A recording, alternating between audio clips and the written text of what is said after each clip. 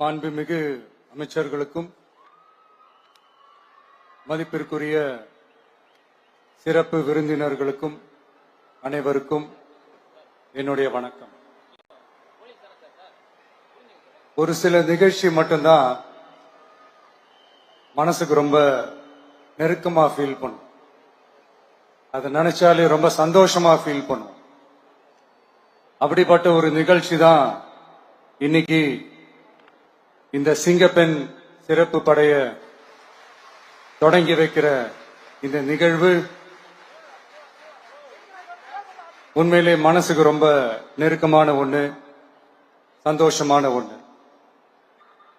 நம்ம பாட்டி, அம்மா, அக்கா, தங்கைகள், ஒவ்வொரு வீட்டில் இருக்கிற பெண் குழந்தைகள், இவங்க எல்லாருக்குமான பாதுகாப்பை உறுதி செய்வோம்னு சொன்னோம். ஆனா அது எலெக்ஷனுக்காக மட்டுமே கிடையாது. மனசுல இருந்து நிஜமா, உண்மையா, உணர்வு பூர்வமா சொன்னதுதான். பெண்களுக்கு எதிரான இந்த கொடுமைகள்ல நமக்கு எப்பவுமே 0 டாலரன்ஸ் தான். அதுல ரொம்ப உறுதியா இருக்கிறோம். சோ சொன்னது எல்லாமே செய்யணும். கொஞ்சம் கொஞ்சமா, படிப்படியா அதை செயல கொண்டு வரணும். அதுல ரொம்ப தெளிவா இருக்கிறோம். அதனாலதான் ஆட்சிக்கு வந்த உடனே இந்த குறைஞ்ச நாட்களுக்குள்ளேயே இதை நடைமுறைக்கு கொண்டு வந்திருக்கிறோம். தமிழ்நாட்டில் இருக்கிற பெண்கள், பெண் குழந்தைகள் எல்லாருமே பாதுகாப்பா, தன்னம்பிக்கையோட இருக்கணும். அதுக்கான முதல் கட்டம் தான் இந்த ஸ்டெப். இது மனசுக்கு ஒரு மன நிறைவை கொடுத்தாலும், அதே நேரத்தில் பெண்களை பத்தின சில செய்திகள்லாம் கேட்கும் போது உண்மையிலேயே மனசு பதறுது, கண்ணு கலங்குது. அது கண்ட்ரோல் பண்ணவே முடியல. ஏன்னா நடக்கிற கொடுமைகள்லாம் யாருக்குங்க? நம்ம குடும்பத்தை சேர்ந்தவங்க தானே. எப்படி மனசு பதறாம இருக்கும்? அதனால பெண்களுக்கு எதிராக இதெல்லாம் ஏன் நடக்குது, எதுக்கு நடக்குதுன்றது மத்தவங்க மாதிரி ரீல்ஸ்லயும் இன்ஸ்டாலையும் தேடிட்டு இருக்க முடியாது. ரியாலிட்டிய புரிஞ்சுக்கணும். சோ இந்த பிரச்சனைகள்லாம் ஏன் நடக்குது அப்படின்றத அனலைஸ் பண்ணி பார்க்கும்போது சுத்தி சுத்தி பாத்தீங்கன்னா ஒரே இடத்துலதான் நிக்குது. போதை பொருள் நடமாட்டம். அதை வேரோட பிடுங்கி எறியணும். இது 2026 போன மாசம் மே மாசம் 10ஆம் தேதி இந்த பிரச்சனை புதுசா முளைச்சு வந்துடல. இது பல வருஷமா இருக்கிற பிரச்சனை. பல வருஷமா இதை கண்டுக்காம விட்டதுதான் அந்த வேர் இவ்வளவு ஆழமா பரவி இருக்குது. இத பல வருஷமா கண்டுக்காம விட்டது யார் என்றது நான் சொல்லிதான் உங்களுக்கு தெரியணும்னு அவசியம் இல்லை. அது உங்களுக்கே நல்லா தெரியும். இப்ப அதை பத்தி பேசியும் பிரயோஜனம் இல்லை. முதல்ல இந்த போதை பொருள் நடமாட்டத்தை வேரோட பிடுங்கி எறியணும்.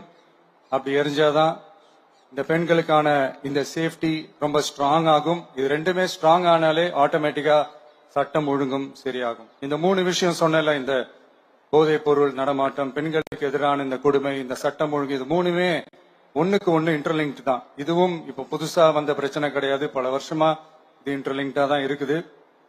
இதெல்லாம் ஏன், எதுக்குன்றது இப்ப முக்கியம் இல்லை. இது எப்படி சரி செய்ய போறோம்ன்றதுதான் முக்கியம். பட் அதே நேரத்துல இன்னொன்னையும் நம்ம மனசுல எடுத்துக்கணும். இந்த பெண் குழந்தைகளுக்கான இந்த பாதுகாப்பு இது வெறும் சட்டம் ஒழுங்கு சம்பந்தப்பட்டது மட்டும்தானா அப்படின்னு கேட்டீங்கன்னா இல்ல.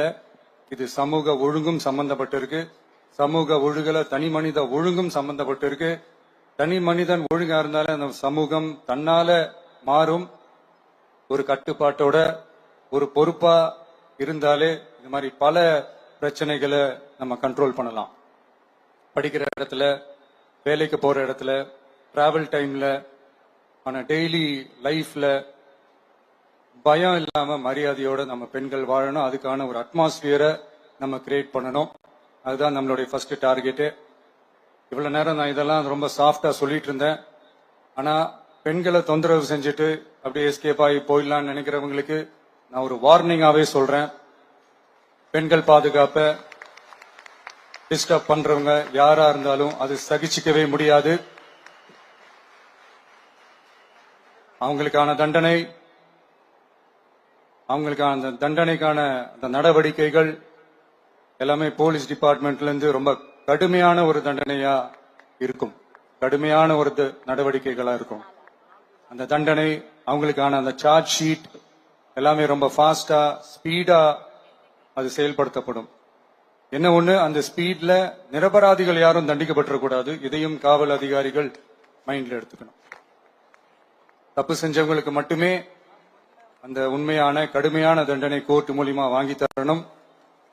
அப்பதான் அதை பார்த்து தப்பு செய்ய நினைக்கிறவங்களுக்கு கூட தப்பு செய்யக்கூடாதுன்ற அந்த ஒரு பயம் வரணும். இந்த சிங்கப்பெண் சிறப்பு படைக்காக நம் அரசு சார்பாக முதற்கட்டமாக 354 கோடிக்கும் மேல நிதி ஒதுக்கப்பட இருக்கு. இந்த திட்டத்தோட இரண்டாவது கட்டமா இந்த படைக்காக மட்டுமே 2500 புதிய பணியிடங்கள் உருவாக்கப்பட உள்ளது.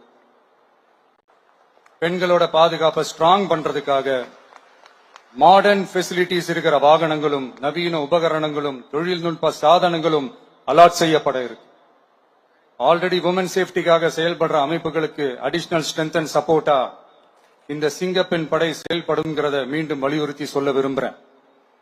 பெண்களுக்கு எதிரான குற்றங்கள் நடக்கிறதுக்கு முன்னாடியே அதை தடுக்கிற காவல் நடவடிக்கையில இந்த படை முக்கிய பங்கு வகிக்கும். ஃபீல்ட் ஒர்க்ஸ் அண்ட் பிரிவென்டிவ் ஆக்ஷன்ஸ்ல இந்த படை ஈடுபடுறதால அனைத்து மகளிர் காவல் நிலையங்கள் எல்லாம் வழக்கு விசாரணையிலும் குற்றவாளிகளுக்கு தண்டனை வாங்கி தர்றதிலையும் இன்னும் அதிக கவனம் செலுத்த முடியும். பெண்களை ஃபாலோ பண்றது, பாலியல் தொல்லை தர்றது, டார்கெட் பண்ணி திரும்ப திரும்ப தொந்தரவு செய்யறது, பெண்கள் கடத்தல் முயற்சி, பப்ளிக் பிளேஸ்ல அசிங்கமா நடந்துக்கிறதுக்கு பஸ்ல தொல்லை தர்றது, கூட்டத்துல பெண்களுக்கு தொல்லை தர்றதுன்னு இது மாதிரி தப்ப தடுக்கிறதுல ரொம்ப முக்கியமா இந்த சிங்கப்பெண் படை செயல்படும்.